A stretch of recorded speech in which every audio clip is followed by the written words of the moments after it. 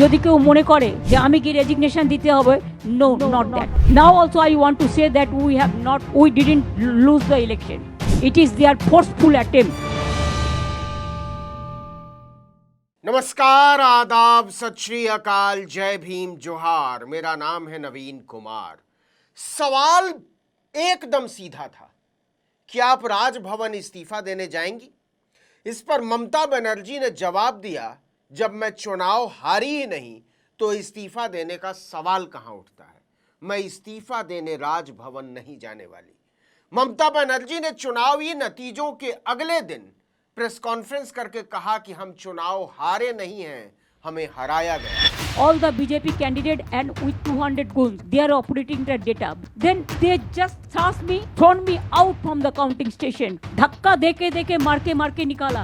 As a woman, I feel it is not only the insultation. Mamata Banerjee ने कहा कि यह भारतीय लोकतंत्र का काला दिन है जब 100 सीटों की चोरी की गई है और इसमें चुनाव आयोग से लेकर चीफ इलेक्शन कमिश्नर, प्रधानमंत्री और गृह मंत्री तक शामिल हैं।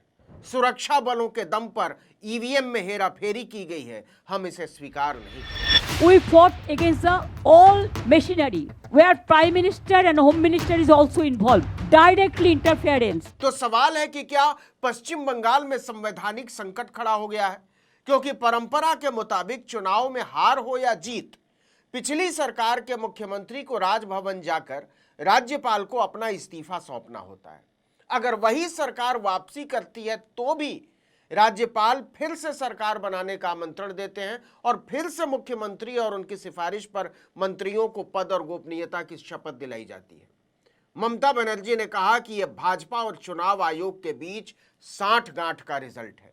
उन्होंने काउंटिंग सेंटर तक कब्जा कर लिया, मेरे पेट और पीठ पर लात मारी, धक्का देकर बाहर निकाला। ममता बनर्जी ने आरोप लगाया कि भाजपा और चुनाव आयोग ने एसआईआर के बहाने 100 सीटें लूट ली। Before 2 days of election, they started arresting our people like anything. They started raid in everywhere, and they changed all the IC to OC to SDO to DM to IPS, all IPS, IS, WBCS, WBPS, all they changed. And they selected from that party, and BJP play the game directly with the election commission. Mamata Banerjee ने कहा कि हमारी लड़ाई BJP से थी ही नहीं, हमारी लड़ाई चुनाव आयोग से थी, ईडी से थी, इनकम टैक्स और उनकी बदनीयती से थी। उन्होंने पूरी निर्लज्जता के साथ इस चुनाव को लूटा। लज्जा থাকা উচিত, निर्लज्ज बेहाया। इसे लेकर ममता बनर्जी ने एक व्यापक राष्ट्रीय बहस छेड़ दी है। उन्होंने नाम लेकर कहा कि इस पर सोनिया गांधी, राहुल गांधी, अरविंद केजरीवाल, उद्धव ठाकरे, तेजस्वी यादव और अखिलेश यादव जैसे नेताओं से उनकी बात है। I am grateful to all my India team's leader. Sonia ji rang up me, Rahul Gandhi rang up me, Arvind Kejriwal, Uddhav Thackeray, Akhilesh Yadav, Tejaswi, Hemant Soren Yadav, Jharkhand Chief Minister, all the allies of United India Alliance, Indian Alliance. They said we are totally, absolutely with you. I think our solidarity will be united and strong for the next days. Akhilesh requested me to come today itself, but I said you come better tomorrow. So he is coming tomorrow. इसका मतलब ये हुआ कि चुनाव खत्म होने और नतीजे आ जाने के बाद भी बंगाल चैप्टर अभी खत्म नहीं हुआ। ममता बनर्जी ने चुनाव आयोग पर बीजेपी के साथ मिलकर धांधली करने का आरोप लगाते हुए मुख्यमंत्री के पद से इस्तीफा देने से जो इनकार किया है, उसकी गूंज लंबे समय तक सुनाई देगी और पूरे देश में सुनाई देगी। ममता बनर्जी ने कहा कि अब मेरा पूरा ध्यान इंडिया गठबंधन को चुनाव आयोग और भारतीय जनता पार्टी के नापाक गठजोड़ के खिलाफ लड़ाई के लिए तैयार करना है, उसे मजबूत करना है। और अब तो आप मेरे ऊपर यह भी इल्जाम नहीं लगा सकते कि मैं पद का दुरुपयोग कर रही हूं। अब मैं आजाद पंछी की तरह। My target is very clear. I will strengthen the India team just like a small person. And now I don't have any chair, so I am a commoner. So you cannot tell me that I am using your chair. I am now free bird. अब देखिए कि BJP ने 9 अप्रैल को नए मुख्यमंत्री के शपथ ग्रहण की तैयारी भी शुरू कर दी है। ऐसे में मुख्यमंत्री के पद से अगर ममता बनर्जी इस्तीफा नहीं देती हैं तो असमंजस की स्थिति खड़ी हो जाएगी। हालांकि ममता बनर्जी का मकसद नई सरकार का रास्ता रोकना नहीं, बल्कि प्रतीकात्मक तौर पर अपना विरोध दर्ज कराना है कि हम आपके नतीजों को स्वीकार नहीं करते। আমাদের লড়াইটা বিজেপির সাথে ছিল না, আমাদের লড়তে হয়েছে ভিলেন ইলেকশন কমিশন, যিনি ব্ল্যাক হিস্ট্রি তৈরি করেছেন ইন্ডিয়ান ডেমোক্রেসিতে। Sad to say CEC became the villain of this election to loot the democratic rights of the people and to loot the EVM machine. आपको बता दें कि पुरानी विधानसभा का कार्यकाल 7 मई तक ही है। राज्यपाल के पास अधिकार होगा कि अगर मुख्यमंत्री खुद इस्तीफा नहीं देती हैं तो वो उसी दिन विधानसभा को भंग कर दें। चुनाव आयोग उन्हें नई विधानसभा के चुने हुए विधायकों की सूची सौंपेगा और उसी आधार पर वो किसी भी दल या गठबंधन को सरकार बनाने का न्योता दे सकते हैं। लेकिन सोच कर देखिए, पश्चिम बंगाल में चुनाव नहीं तमाशा हो गया है। ममता बनर्जी ने कहा कि मैंने पूरी जिंदगी में ऐसा चुनाव और ऐसा चुनावी उत्पीड़न नहीं देखा। So how they play the dirty, nasty and mischievous games. I have never seen this type of election in my life. From the beginning in my student life, I have seen so many elections. Even 2004 also, when I was only alone, there also I have not seen this type of atrocities. आपको पता ही है कि बंगाल में भाजपा ने पहली बार 294 में से 207 सीटों पर जीत दर्ज की है। राज्य में पहली बार भाजपा की सरकार बनने वाली है। वहीं टीएमसी सिर्फ 80 सीटें जीत सकी।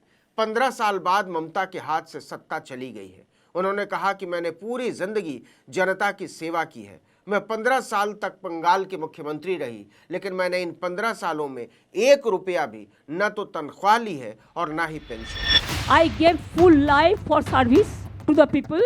Even these 15 years, I have not withdrawn 1 paisa of pension or I have not taken 1 paisa of salary also. But now I am free bird. ममता ने कहा कि जो बंगाल में हुआ है वो पहली बार नहीं हुआ है, वो महाराष्ट्र में हो चुका है, वही बिहार में हुआ, वही दिल्ली में और दूसरे राज्यों में हुआ। उन्होंने इस लड़ाई को छोड़ दिया, लेकिन हम शेर की तरह लड़े और आगे भी लड़ेंगे और अब हम सब साथ मिलकर इसके खिलाफ लड़ेंगे। To finish the democratic system, the murder of brutal murder of democracy. In this line, they won in Maharashtra, in Bihar, in Haryana, and other states. They were not able to fight it out, but we fought it just like a tiger, and we will fighting, and we will be fighting. All we are together. Mamata Banerjee ने कहा कि मैंने राजीव गांधी, मनमोहन सिंह, अटल बिहारी वाजपेयी सहित कई प्रधानमंत्रियों की सरकारें देखी, लेकिन ऐसा अत्याचार कभी नहीं देखा। अत्याचार की कोई सीमा ही नहीं रही। उन्होंने कहा कि हम जल्दी ही 5 सांसदों समेत 10 लोगों की एक फैक्ट फाइंडिंग कमेटी बना रहे हैं। इसके अलावा हम चुनाव आयोग के खिलाफ भी कदम उठाएंगे, लेकिन वो क्या कदम होंगे इसका खुलासा आपस में बातचीत करके करेंगे। क्या करेंगे ये अभी नहीं बताएंगे। दूसरी बात, हमने फैसला किया है कि हम सब एकजुट होकर इस लड़ाई को लड़ेंगे। लेकिन इसके बाद जो ममता ने कहा उसी के लिए वो मशहूर है। उन्होंने कहा, याद रखना, हम पीछे नहीं हटेंगे, हम इस लड़ाई को लड़ेंगे, जीतेंगे और हम वापस आएंगे। We will bounce back. We will fight this battle. ये बात सुनने में जुझारू जरूर लगती है, लेकिन पिछले 12 साल के तजुर्बे बताते हैं कि बीजेपी एक दफा सत्ता में आ जाती है तो फिर जाती नहीं है, और अगर जनता हरा दे तो सत्ता में आने वाली पार्टियों को तोड़ देती है। शिवसेना से लेकर एनसीपी और कांग्रेस, आम आदमी पार्टी तक ये बात लागू होती। देखते हैं ममता बनर्जी बीजेपी की इस आदत और अदा से कैसे लड़ पाती हैं और इस लड़ाई के लिए कितना एकजुट होता है इंडिया गठबंधन। Earlier I was in the chair, so I have digested all the atrocities of BJP. But now I am free bird, so I can go anywhere, I can fight anywhere. So I will be on the street. इस video में इतना ही, लेकिन अगर आपने article 19 India को अब तक subscribe नहीं किया तो फौरन कर दीजिए। बेल आइकॉन दबाइए, घंटी जैसी आकृति, लाइक कीजिए और कमेंट करके बताइए हमारा वीडियो आपको कैसा लगा। हमारा ट्विटर हैंडल है article19_India और मेरा ट्विटर हैंडल है नवीन जर्नलिस्ट। नमस्कार।